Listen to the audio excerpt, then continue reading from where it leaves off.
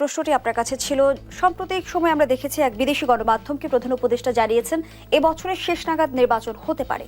কিন্তু আমরা যদি বাস্তবতা তুলে ধরে দেখছি যে একটি পক্ষ মনে করছে দ্রুত নির্বাচন হলে তারা বেনিফিশিয়ারি হবে, আবার অন্য একটি পক্ষ ভাবছে যে নির্বাচন বিলম্বিত হলে তারা বেনিফিশিয়ারি হবে। সমন্বয়টা কিভাবে হবে? আসলে প্রশ্নটা বেনিফিশিয়ারি এভাবে না ভাবাই উচিত। নির্বাচনের মধ্য দিয়ে কি হয়? নির্বাচনের মধ্য দিয়ে জনগণের ম্যান্ডেট নেয়। জনগণের ম্যান্ডেট অনুযায়ী একটা দল সে ক্ষমতায় থেকে রাষ্ট্র পরিচালনা করে, তার মানে সে রাষ্ট্র পরিচালনার দায়িত্ব নেয়।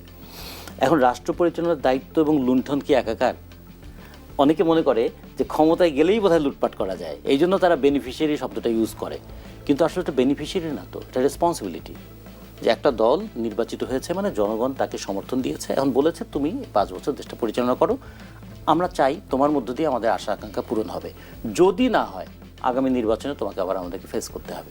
তেমন নির্বাচন সবসময় একটা যাচাই বাছাই করার প্রক্রিয়া, কিন্তু আমরা নির্বাচনের সঙ্গে এই যে ক্ষমতায় যাওয়া এবং ক্ষমতায় থাকার সঙ্গে বেনিফিট পাওয়া, এগুলো এমনভাবে যুক্ত হয়ে গেছে আমাদের দীর্ঘদিনের রাজনীতিতে, যে কারণে দেখা যায় যে ক্ষমতায় গেলে আলাদিনের চেরাগ পেয়ে যায়, সম্পদ অপরিসীম সম্পদের মালিক হয়ে যায়। এমনকি যিনি হয়তো মেট্রিক পরীক্ষা দেওয়ার সময় অন্যের সহযোগিতা নিয়ে পরীক্ষার ফি দিয়েছেন, কিংবা কেউ হয়তো ইলেকশনের টাকা জোগাড় করবার জন্য নানাজনের কাছ থেকে চাঁদা নিয়েছেন, তিনি শত কোটি হাজার কোটি টাকার মালিক হয়ে যান। মানুষ তখন বলে ক্ষমতার সঙ্গে আসলে সম্পদের একটা বোধহয় দারুণ সম্পর্ক আছে, ক্ষমতা থাকলেই সম্পদ বাড়ে আর সম্পদওয়ালারাই ক্ষমতায় থাকে। এই জায়গা থেকে আসলে দেশটাকে তো আমরা মুক্ত করতে চেয়েছিলাম বলেই আমরা গণ অভ্যুত্থানে ছিলাম, যে কারণে তো আমরা বলেছিলাম যে আওয়ামী লীগ যে প্রক্রিয়ায় ক্ষমতায় আছে, এই প্রক্রিয়া যদি আওয়ামী লীগ আরও দীর্ঘদিন থাকে তাহলে পরিস্থিতি আরও খারাপ হবে, জনগণের চেতনার মান নামবে, অর্থনৈতিক লুণ্ঠন বাড়বে এবং গণতন্ত্রহীন একটা সমাজের মধ্যে আমরা গণ অভ্যুত্থানের 6 মাসের পরিবর্তনটা কি চোখে পড়ে? সেই জায়গাটার কথা, যে গণ অভ্যুত্থানের 6 মাসের মধ্যে অন্তত একটা জায়গায় তো আমরা দাঁড় করাতে পারতাম যে এই সরকার 6 মাসের মধ্যে কিছু দিতে পারবে না, কিন্তু এই সরকার 6 মাসের মধ্যে একটা আস্থা দিতে পারবে। আস্থা দিতে পারে আমাদের উপর তোমরা ভরসা করেছো, তোমরাও গণ অভ্যুত্থান করেছো, জীবন দিয়ে গণ অভ্যুত্থান করেছো, আমাদের উপর আস্থা রেখেছো। আমরা দেখো তোমাদের সব চাওয়াকে পূরণ করতে পারবো না, কিন্তু চাওয়ার পথটা খুলে দিতে পারবো, যাতে এর পরবর্তী সরকার আসলে সেগুলো করতে পারে। সেক্ষেত্রে আমরা কি করব বলছে গণ অভ্যুত্থান পরে সরকার, তারও নির্বাচন সুষ্ঠু হয়, এই জন্য একটা সুষ্ঠু নির্বাচনের পদ্ধতি তৈরি করে দিয়ে যাবে। প্রশাসন যেন আর দলীয় লেজুর ভিত্তি না করে, দলের অনুগত বাহিনী না হয়, সে ব্যবস্থাটা করবে। পুলিশ যেন দলীয় সরকার লাঠিয়াল বাহিনী না হয়, সেরকম করবে, এবং করে তারা বলবে যে এই যে এরপর তোমরা যারা ক্ষমতায় আসবা তারা তোমরা এগুলোকে একটা আইনসঙ্গত কাঠামোর রূপ দাও। কারণ আমরা তো অভ্যুত্থানের পরে অন্তর্বর্তীকালীন সরকার, আমাদের কাছে তোমাদের প্রত্যাশা আছে, কিন্তু আমাদের তো সেই অধিকারটা নাই। ফলে তোমাদের প্রত্যাশার স্বীকৃতি দিয়ে আমরা একটা পথ রচনা করে দিয়ে গেলাম, যেটাকে ইংরেজিতে বলে রোড ম্যাপ। এই রোড ম্যাপে তোমরা গাড়িটা চালাবে যাতে তোমরা ডেস্টিনেশনে যেতে পারো। কিন্তু আমরা শুরুতেই দেখলাম এমন একদল প্রবণতা তৈরি হলো, বিরাজনীতিকরণ প্রক্রিয়া। রাজনৈতিক দলগুলো কিচ্ছু করেনি, রাজনৈতিক দলগুলো শুধু দেশের ক্ষতি করে, এবং এমন একজন উপদেষ্টা তো বলেই ফেললেন যে প্রত্যেকটা রাজনৈতিক দলের মধ্যেই ফ্যাসিজম লুকিয়ে আছে। তাহলে এগুলো বলার মধ্য দিয়ে কী হলো, যে অন্তর্বর্তীকালীন সরকার এবং দেশের রাজনৈতিক দলগুলো তাদের মধ্যে একটা প্রচণ্ড মত পার্থক্য, শুধু না মতবিরোধের জায়গা তৈরি হলো।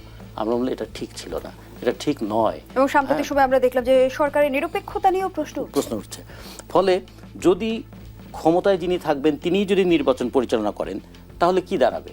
আবার তো নির্বাচন ম্যানিপুলেশনের সেই আশঙ্কাটাই তৈরি হবে। যে কারণে তো বলা হয়েছিল যে অন্তর্বর্তীকালীন সরকারকে এই জায়গাটা তৈরি করতে হবে যাতে তত্ত্বাবধায়ক সরকারের নির্বাচনের বিধানটা তৈরি হয়। এখন যারা উপদেষ্টা আছেন তারাই যদি দল গঠন করেন এবং তারা দল গঠন করে যদি আবার নির্বাচনে অংশগ্রহণ করেন, তখন তো প্রশ্নটা উঠতেই পারে যে আপনি সরকারে থেকে যদি নির্বাচন করেন তাহলে নির্বাচন কি প্রভাবিত হওয়ার ঝুঁকির মধ্যে থাকে না? এই প্রশ্নটা তো করতেই পারে। এই প্রশ্নটা করা তো অন্যায় নয়। এই প্রশ্নটাগুলো তো অ্যান্সার করতে হবে যে হ্যাঁ, আমরা নিরপেক্ষতার সর্বোচ্চ জায়গা রক্ষা করব, যাতে যে 2014 সালের নির্বাচনকে আপনারা গ্রহণ করেন নাই, যে 2018 সালের নির্বাচনকে দিনের ভোট রাতে করতে হয়েছে বলে আপনারা বলেছিলেন, 2024 সালে যে আমিরাবি নির্বাচন হয়েছিল বলে সেটাকে প্রত্যাখ্যান করেছেন, এই ধরনের নির্বাচন বাংলাদেশে আর হবে না। এই কথাটা তো দৃঢ়তার সঙ্গে বলতে হবে। সেই দৃঢ়তার সঙ্গে বলার আমরা লোক পাচ্ছি না, দেখছি না, অথবা সেরকম কোনো সিস্টেম এখনও পর্যন্ত দাঁড়ায় নেই, যে কারণে মানুষের মধ্যে একটা কনফিউশন তৈরি হয়। এই যে সময় নেওয়া হচ্ছে, এটা কি সংস্কারের জন্য না দল গোছানোর জন্য? নিজের পছন্দের দলটাকে গুছিয়ে তুলে তারপরে কি নির্বাচনে যাবেন? যদি নিজের দলের পছন্দের দলকে মানে আমি গুছিয়ে তুলে নির্বাচনে যাই, তাহলে তো মানুষের মধ্যে আবার ওই সন্দেহটা তৈরি হতে পারে, তাহলে এটা কি আপনারা নিজেদের ইচ্ছাকেই আইনি রূপ দিতে চান? নিজের ইচ্ছাকে আইনি রূপ দেওয়ার জন্য নির্বাচনকে ব্যবহার করতে চান? পার্লামেন্ট একটা আইনসভা, ওই আইনসভায় যারা যাবেন তারা আইন তৈরি করবেন। তার মানে আমার পছন্দের লোককে আমি পার্লামেন্টে আনতে চাই। এগুলো কিন্তু দীর্ঘদিন দেখেছে তো, আইয়ুব শাসন দেখেছে এই ভূখণ্ডের মানুষ, এরশাদের শাসন দেখেছে এই ভূখণ্ডের মানুষ, এমনকি নির্বাচনের নামে ফ্যাসিজম দেখেছে এই দেশের মানুষ। ফলে মানুষ কিন্তু অনেকটা ঘরপড়া গরুর মতো, তারা কিন্তু নানা যখন ওই দিগন্তে লাল লাল আভা দেখলেই সে কিন্তু আতঙ্ক বোধ করে, এটা কি আগুনের আভা নাকি সূর্যোদয়ের পূর্বাভাস। ধন্যবাদ জানাচ্ছি কমরেড রাজিকুজ্জামান রতন। সাইদ খান, এমন আশঙ্কার কথা কিন্তু বিএনপির ভারপ্রাপ্ত চেয়ারম্যান তারেক রহমানও বলেছে যে সংস্কারের কথা বলে ষড়যন্ত্র হচ্ছে কিনা দেখতে হবে। ধন্যবাদ। সেটি হচ্ছে যে রাজনৈতিক দলগুলোর মধ্যে তো আস্থাহীনতা দেখা দেবেই। এই গণ অভ্যুত্থানে তো রাজনৈতিক দলগুলো একেবারে প্রত্যক্ষভাবে মাঠে ছিল এবং রাজনৈতিক দলের প্রচুর কর্মীদেরকে আমরা শহীদ হতে দেখেছি এবং পদধারী নেতাদেরকেও শহীদ হতে দেখেছি, মরতে দেখেছি। সুতরাং এই রাজনৈতিক দলগুলোর মধ্যে এক ধরনের কিন্তু প্রত্যাশা তৈরি হয়েছিল, প্রত্যাশা জন্ম নিয়েছিল এবং সেই প্রত্যাশার বহিঃপ্রকাশ ছিল এই সরকারকে রাজনৈতিক দলগুলো সমর্থন দিয়েছিল। সেখানে বড় রাজনৈতিক দল এই মুহূর্তে আওয়ামী লীগ যেহেতু পালিয়ে গেছে, বড় রাজনৈতিক দল হিসেবে বিএনপির কিন্তু এক ধরনের বড় ধরনের সাপোর্ট এই সরকার পেয়েছে এবং এই সরকারের কাছে প্রত্যাশা ছিল কি, এটি শুধুমাত্র বিএনপির না, এটি আমার মতো সাধারণ নাগরিক যারা রয়েছে, রতন ভাইয়ের মতো যারা সাধারণ মানুষ রয়েছেন, আমাদেরও প্রত্যাশা ছিল যে এই সরকার অন্তত সুষ্ঠু একটি পথ তৈরি করতে পারবে। সেখানে রাজনৈতিক দল হিসেবে বিএনপির ভারপ্রাপ্ত চেয়ারম্যান জনাব তারেক রহমান যে কথাটি বলেছেন, যে সন্দেহ সংশয় প্রকাশ করেছেন যে এক ধরনের ষড়যন্ত্র, আমি এটিকে ষড়যন্ত্র বিরোধিতা তো করতে পারছি না।